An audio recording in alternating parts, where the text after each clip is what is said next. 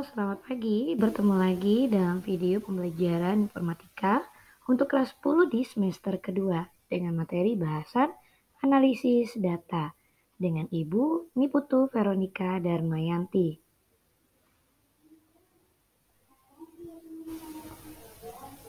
Berikutnya kita akan mengkaji apa itu data. Sebelumnya, data kita akan mengumpulkan dengan 3 atau sampai 4 teknik. Yang pertama, data akan dikumpulkan dengan model wawancara, dengan metode observasi, dengan metode angket, dan metode studi dokumen. Setelah data-data dikumpulkan, maka data akan diolah dengan menggunakan salah satu program pengolah angka. Kita dapat menggunakannya dengan menggunakan Microsoft Excel. Selanjutnya, setelah data diolah dengan menggunakan pengolahan angka, maka data akan diolah lebih lanjut oleh data pengolah angka dengan mentransformasi data, menggeneralisasi data, dan juga memvisualisasi data. Apa itu data? Data merupakan suatu kumpulan yang terdiri dari fakta-fakta untuk memberikan gambaran yang luas terkait dengan suatu keadaan. Berikutnya, data berdasarkan cara memperolehnya. Data berdasarkan cara memperolehnya terdapat dua, yaitu data primer dan data sekunder.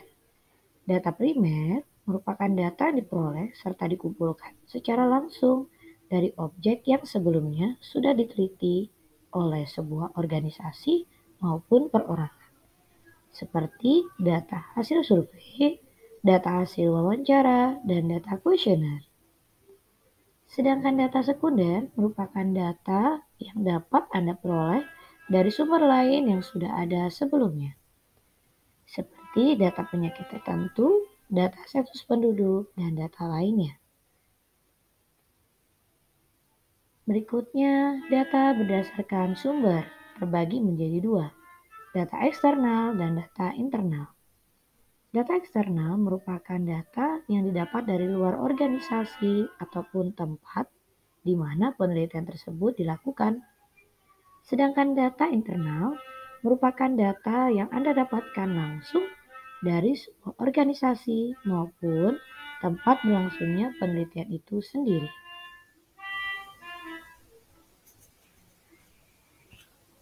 Data berdasarkan sifatnya terbagi menjadi dua, yaitu data kuantitatif dan data kualitatif. Data kuantitatif merupakan data yang diperoleh dengan melakukan survei sehingga mendapatkan jawaban yang berupa angka. Data ini sendiri bersifat lebih objektif. Contohnya, Rani berumur 34 tahun. Tinggi badan Alvin 168 cm. Suhu badan Tino 36 derajat Celcius. Dan masih banyak lagi. Sedangkan data kualitatif berbeda dengan data kuantitatif yang datanya berupa angka. Data kualitatif merupakan data yang lebih deskriptif, yakni sebuah data yang tidak berbentuk angka. Contohnya, kualitas pelayanan rumah sakit, kuesioner tentang kepuasan pelanggan, dan sebagainya. Berikutnya, kita akan menjelaskan apa itu analisis data. Analisis data sendiri adalah kegiatan mengubah data hasil penelitian menjadi sebuah informasi baru yang dapat digunakan dalam membuat kesimpulan. Berikut langkah-langkah analisis data. Yang pertama, persiapan. Mengecek nama dan kelengkapan pengisi, memeriksa isi instrumen pengumpulan data, dan mengecek macam-macam isian data. Yang kedua adalah tabulasi. Kegiatan menggambarkan jawaban responden dengan cara tertentu. Dapat juga digunakan untuk menciptakan statistik deskriptif variabel-variabel yang diteliti. Yang ketiga, penerapan data sesuai pendekatan penelitian. Pengolahan data dengan rumus atau aturan yang sesuai dengan pendekatan penelitian dan didesain yang diambil. Selanjutnya, ada teknik pengolahan data. Berikut teknik pengolahan data yaitu penyusunan data. Data yang sudah ada perlu dikumpulkan semua agar mudah untuk mengecek apakah semua data yang dibutuhkan sudah terekap semua. Kegiatan ini dimaksudkan untuk menguji hipotesis penelitian. Penyusunan data harus dipilih data yang ada hubungannya dengan penelitian dan benar-benar otentik. Adapun data yang diambil melalui wawancara harus dipisahkan antara pendapat responden dan pendapat interviewer. Klasifikasi data. Klasifikasi data merupakan usaha menggolongkan, mengelompokkan, dan memilah data berdasarkan data klasifikasi tertentu yang telah dibuat dan ditentukan oleh peneliti. Keuntungan klasifikasi data ini adalah untuk memudahkan pengujian hipotesis. Teknik pengolahan data berikutnya adalah pengolahan data. Pengolahan data dilakukan untuk menguji hipotesis yang telah dirumuskan. Hipotesis yang akan diuji harus berkaitan dan berhubungan dengan permasalahan yang akan diajukan. Semua jenis penelitian tidak harus berhipotesis, akan tetapi semua jenis penelitian wajib merumuskan masalahnya. Sedangkan penelitian yang menggunakan hipotesis adalah metode eksperimen. Jenis data akan menentukan apakah peneliti akan menggunakan teknik kualitatif atau kuantitatif.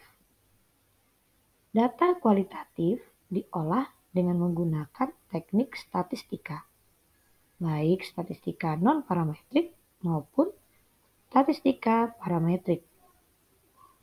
Statistika non-parametrik tidak menguji parameter populasi, akan tetapi yang diuji adalah distribusi yang menggunakan asumsi bahwa data yang akan dianalisis tidak terikat dengan adanya distribusi normal atau tidak harus berdistribusi normal. Dan data yang banyak digunakan untuk statistika non-parametrik adalah data nominal atau data ordinal. Berikutnya, teknik pengolahan data, interpretasi hasil pengolahan data.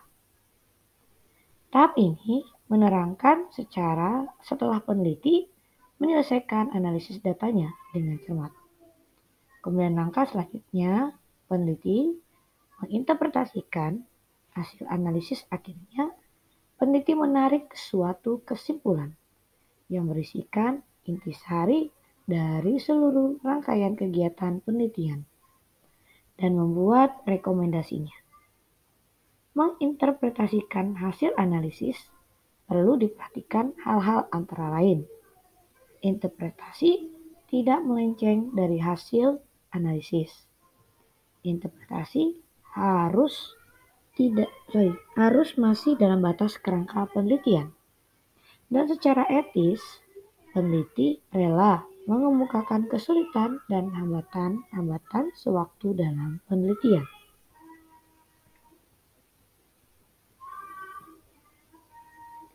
Berikutnya, aspek privasi dalam pengumpulan data. Pentingnya perlindungan privasi data dan informasi. Perlindungan data tidak hanya melindungi data pribadi seseorang, tetapi juga untuk melindungi hak-hak dasar dan kebebasan individu. Untuk memastikan bahwa hak dan kebebasan seseorang tidak dilanggar. Aspek privasi dalam pengumpulan data. Beberapa faktornya. Faktor personal. Perbedaan dalam latar belakang pribadi akan berhubungan dengan kebutuhan akan adanya privasi. Penelitian Walden menemukan adanya perbedaan jenis kelamin mempengaruhi kebutuhan akan privasi dan cara merespon kondisi padat atau sesak. Yang kedua, faktor situasional. Kepuasan terhadap kebutuhan akan privasi sangat berhubungan dengan seberapa besar lingkungan mengizinkan orang-orang di dalamnya untuk menyendiri. Situasi fisik sekitar juga mempengaruhi kebutuhan privasi seseorang. Faktor budaya. Dalam beberapa riset menunjukkan bahwa pada tiap-tiap budaya tidak ditemukan adanya perbedaan dalam banyaknya privasi yang diinginkan, tetapi sangat berbeda dalam cara bagaimana mereka mendapatkan privasi. Desain lingkungan yang mempengaruhi budaya seperti rumah adat juga mempengaruhi privasi. Artinya, setiap budaya memiliki standar pribadi masing-masing dan juga cara mereka memperoleh privasi. Keempat, kepadatan. Banyaknya orang dalam suatu tempat akan mempengaruhi jarak sosial. Selanjutnya, aspek privasi dalam pengumpulan data yaitu anonimitas dalam aktivitas online. Anonimitas dalam aktivitas online bisa diartikan dengan menyembunyikan identitas dalam interaksi di internet. Anonimitas membuat seorang dapat lebih mudah menyampaikan atau menyebarkan segala sesuatu dengan risiko dihakimi secara personal lebih sedikit dibandingkan jika menyampaikan atau menyebarkan dengan identitas asli. Hal ini dapat menjadi positif untuk melindungi pengguna, sedangkan dampak negatifnya adalah anonimitas membuat kebebasan menyebarkan informasi seakan tidak terbatas, sehingga informasi yang ia berikan bisa saja ujaran kebencian, berita palsu, provokasi, dan lain-lain. Berikutnya saya akan menjelaskan apa itu transformasi data. Transformasi data adalah proses pengolahan data agar memiliki format data yang sesuai dengan kebutuhan. Transformasi dapat dilakukan agar data dapat dibaca dan dimengerti dengan mudah sehingga pengguna data dapat mengambil simpulan dan putusan berdasarkan data tersebut. Sedangkan generalisasi data adalah proses untuk menyamakan beberapa karakteristik yang dimiliki oleh dua kelas yang berbeda, sehingga kelas-kelas tersebut dapat ditempatkan dalam satu kelas yang lebih tinggi atau sering disebut sebagai superkelas. Contohnya, proses generalisasi dapat dilakukan dengan mengelompokkan data penjualan berdasarkan kategori produk, berdasarkan negara asal pelanggan, dan sebagainya pada sebuah penjualan toko. Berikutnya, proses penyederhanaan adalah proses mengelompokkan data berupa angka-angka yang nilainya bervariasi. Kita dapat memvisualisasikan atau menampilkan data tersebut dengan berbagai cara. Intinya adalah pengaturan format data dan visualisasi data mudah dibaca dan dianalisa, serta memberikan arti kepada penggunanya. Salah satu caranya adalah memvisualisasikan data dalam bentuk angka. Demikianlah video pembelajaran untuk analisis data informatika kelas 10 pada semester 2 ini. Terima kasih sudah menyimak. Salam sejahtera.